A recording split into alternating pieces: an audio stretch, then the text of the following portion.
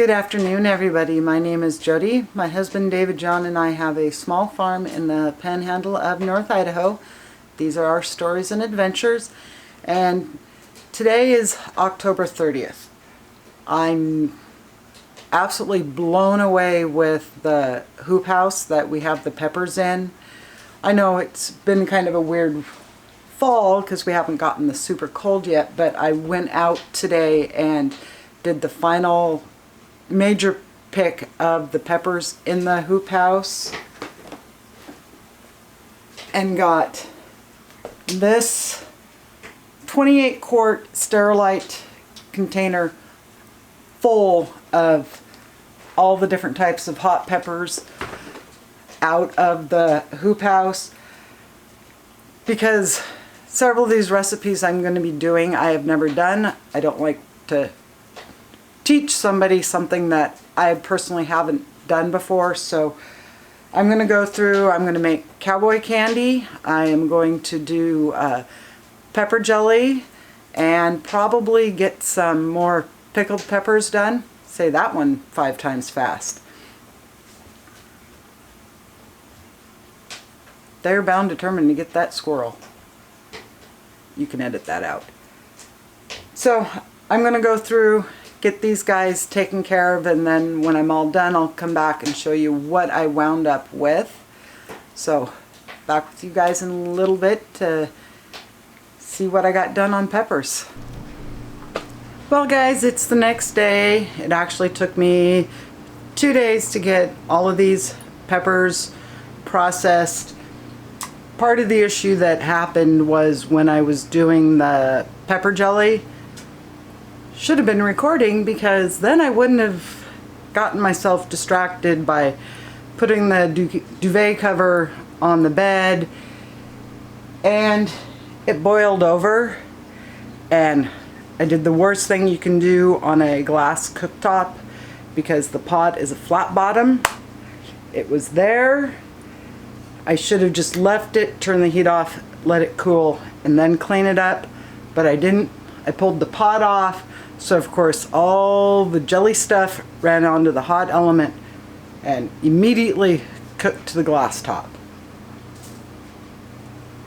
I did good. I got it clean. I'll show you.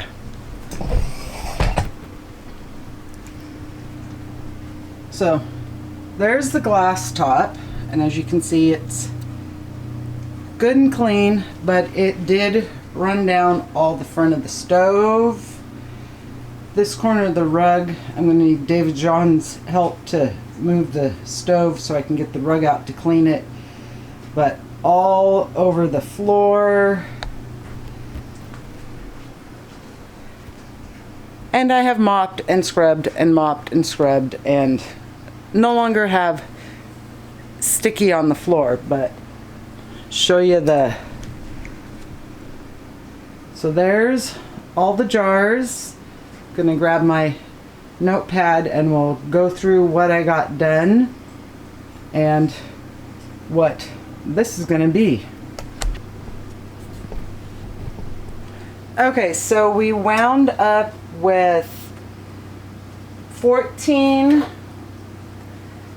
half pints of the cowboy candy. Turned out really cool having the different colored peppers. And 9 pints of the cowboy candy. And the one where I got this recipe, she said to save the leftover juice from doing it and basically using it as a marinade. She said it's even good over vanilla ice cream. Don't have any vanilla ice cream, so I can't attest to that. So that's what the chicken on the fridge is, or the stovetop, and we'll get to that in a minute. But wound up with 7 half pints of the marinade and 10 pints of the marinade, and then the pepper jelly, which is the one that exploded all over the stovetop and all over everything, which turned out really pretty,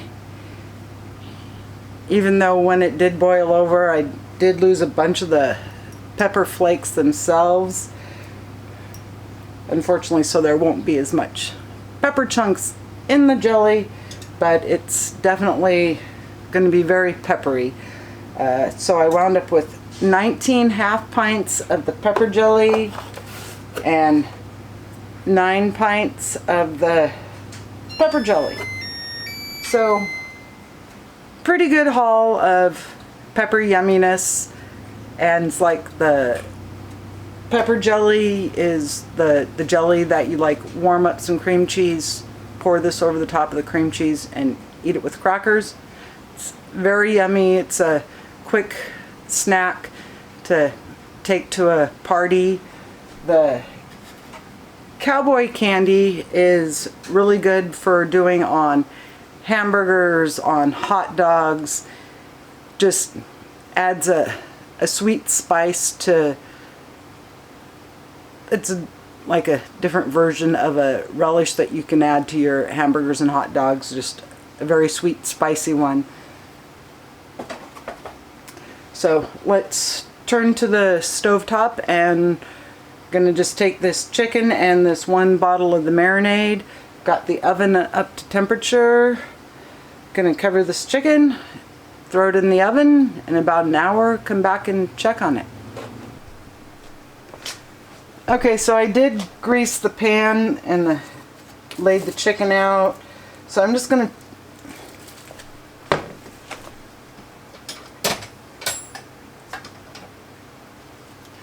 and if you do a lot of canning, you can get this really cool tool for opening your jars.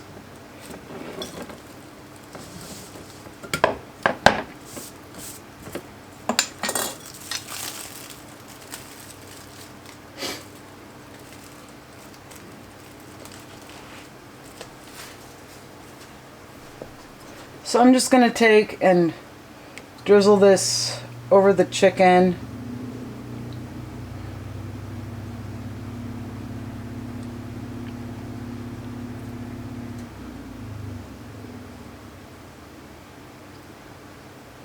And because this stuff tastes so yummy,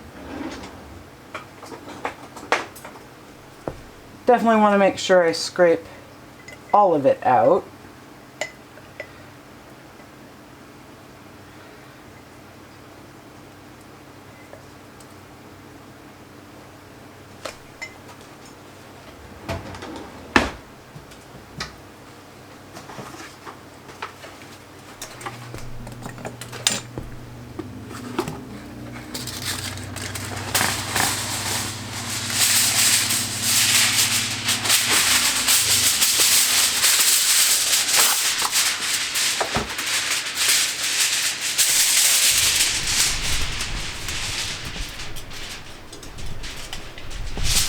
And back in the day when I used to work in the restaurant, I had the lady tell me, and I've always done this ever since, I don't know if it's true or if it's a wives' tale, somebody knows the answer, let me know, that when you go to cover stuff with aluminum foil, to put the shiny side, not the dull side, put the shiny side down onto the whatever you're covering with the aluminum foil.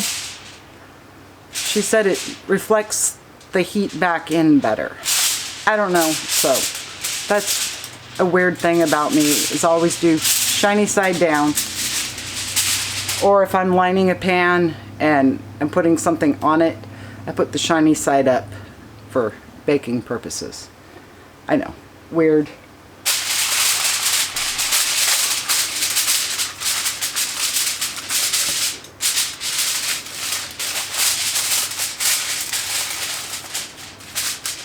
So I got the oven set at 350. We'll be back in about an hour to check on it and see what this looks like. Okay, so it wound up being about 2 hours that I've been cooking the chicken in the marinade. It looks really phenomenal, smells amazing. Gonna turn the oven off and get sides ready, so when David John gets home, we'll have this chicken. I'll let you know how it tastes. Well guys, it's the 4th of November, and as you see behind me, it's snowed last night, and now it's raining, hence the reason we're on the GoPro. And it's just a gooey, icky, very soggy mess, as you can tell by my appearance. Just spent the last 2 hours, and all I was able to get done was get the lawn tractor parked in the garage and 4 bags of grain from the garage up to where the birds are.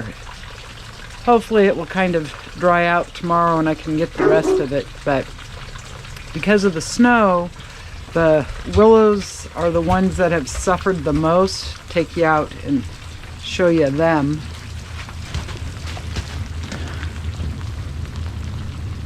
So as you see, these couple limbs are really hanging low.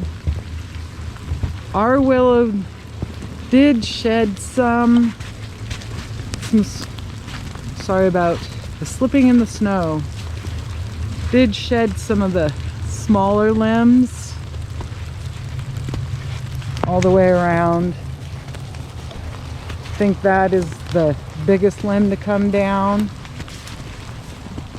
But the big willow over here, it lost a whole bunch of big limbs, kind of go around the outside, 'cause I don't want to be under it in case it drops more. But it broke out that couple big ones right there, and then another real big one over there. Let's go around this way to the fruit trees.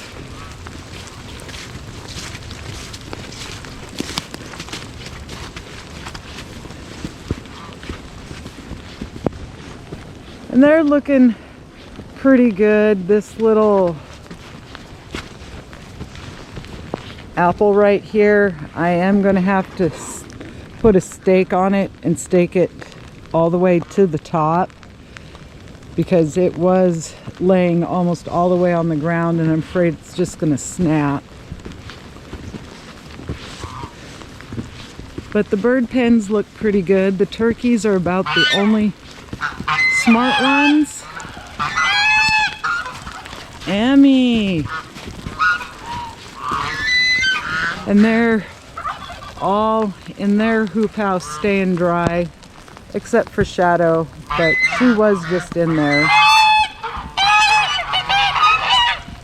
And all the rest of them are just being weirded out in the snowy rain. But as you see right here, that was the funness of trying to get the lawn tractor out and around.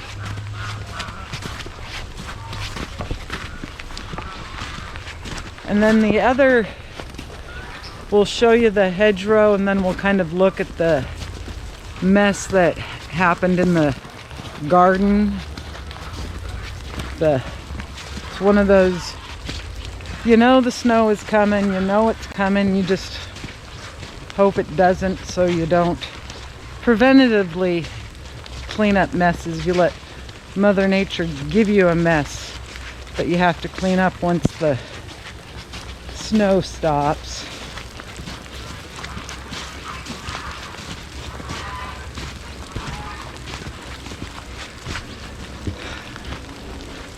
But the hedgerow that was nice and upright is kind of drooping over.